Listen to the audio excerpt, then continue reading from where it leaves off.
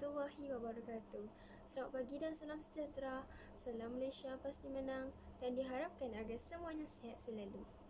Yang saya hormati, para hakim yang bijaksana, guru-guru dan para netizen yang sudi menonton video persembahan ucapan saya pada hari ini. Hadirin sekalian, hari ini saya ingin berkongsi bersama-sama tuan dan puan serta rakan-rakan mengenai cabaran-cabaran keselamatan yang dihadapi oleh dunia cyber pada hari ini dan akan datang. Alam cyber merupakan dunia internet yang di dalamnya terangkum banyak agenda tersembunyi, biarpun banyak faedah dan keuntungan yang diperoleh oleh berbagai pihak.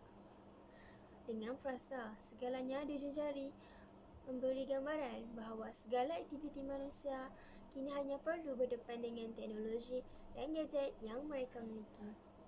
Capaian internet dan jalur lebar yang tinggi serta kelajuan yang pantas menyebabkan segala urusan manusia kini semudah ABC. Namun, di sebalik kecanggihannya, banyak tersembunyi titik hitam yang menyebabkan ramai netizen pada hari ini menjadi mangsa jenayah cyber. Terdapat beberapa ancaman yang dihadapi pengguna dalam era cyber kini. Para netizen sekalian, menjelang tahun 2007, dunia cyber telah berkembang jauh lebih pesat daripada yang pernah kita bayangkan 10 tahun sebelumnya.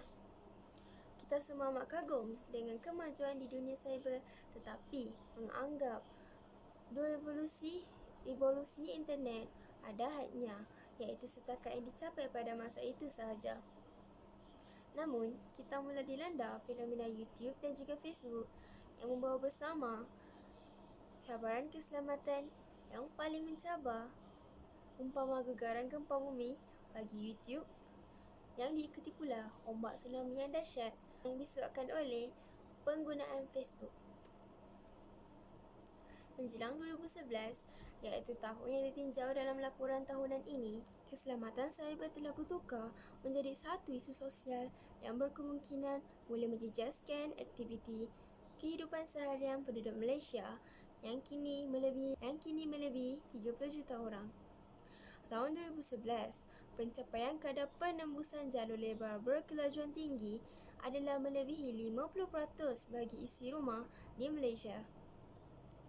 Manakala di luar sana, boleh dikatakan setiap lelaki, wanita dan kanak-kanak kini memiliki telefon bimbit berinternet dalam genggaman mereka. Sedangkan di penghujung lain talian internet tersebut ada pula penjenayah, pengganas dan pejuang cyber sedang bersembunyi di sebalik identiti dan alamat IP yang dipalsukan. Hal ini merupakan ancaman kepada identiti dan keselamatan individu apabila lokasi mereka dapat dijejak dan identiti mereka menjadi mangsa penipuan penjenayah cyber demi mengaut keuntungan. Kehidupan dalam cyber kini berkisar dalam media sosial, telefon bimbit, carian Google, e-dagang, e-hailing, e-cukai dan sebagainya serta peralatan atau gadget yang bertambah canggih pada masa akan datang. Aktiviti perniagaan atas talian kini meluas sebagai cendawan tumbuh selepas hujan. Bukan itu saja, malah Instafamous atau pempengaruh daripada aplikasi Instagram kini semakin popular dalam kalangan remaja kerana gelaran itu mampu memberikan pendapatan kepada mereka.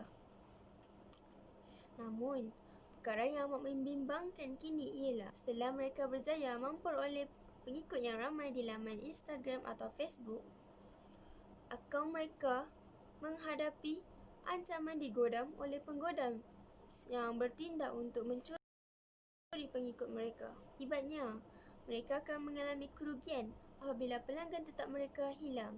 Malah, identiti mereka juga dicuri demi mengaut keuntungan. Hadirin sekalian, dunia globalisasi tanpa sempadan kini memungkinkan segala aktiviti manusia menjadi perhatian pihak tertentu.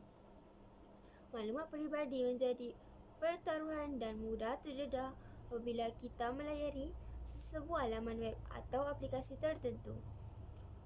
Hal ini kerana gejala skamer kini merata-rata sehingga menyebabkan mangsa terduduk kerana kehilangan hampir keseluruhan harta mereka. Penipuan cyber digunakan dengan mencipta suatu kes yang mengatakan bahawa mangsa telah terlibat dalam sesuatu kes yang melibatkan urusan polis, mahkamah dan bank negara. Hal ini sering dijadikan taktik utama bagi skamer untuk menakut-nakutkan mangsa. Akibat kerana panik, mangsa mula memberikan wang apabila diugut. Modus operandinya ialah panggilan telefon, pegawai yang menyamar dan ugutan berbentuk wang.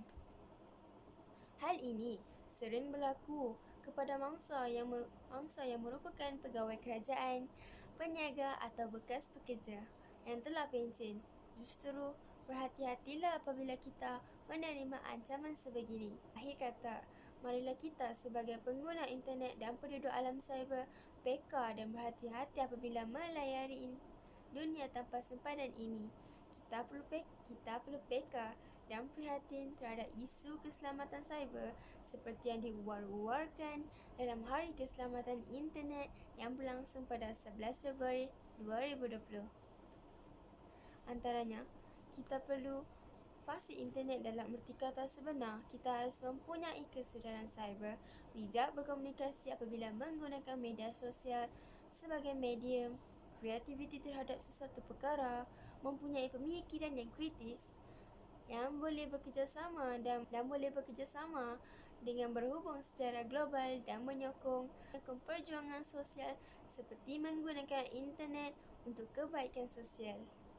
Cybersecurity Malaysia www.cybersecurity.my adalah pusat kepakaran keselamatan cyber nasional yang berfungsi sebagai agensi yang bertanggungjawab memelihara aspek keselamatan nasional. Sebelum ini dikenali sebagai Pusat Keselamatan dan Tindak Balas Kecemasan ICT Kebangsaan NISA. Cybersecurity Malaysia menjadi sebuah agensi di bawah kawal selia Kementerian Sains, Teknologi dan Inovasi MOSTI www.mosti.gov.my.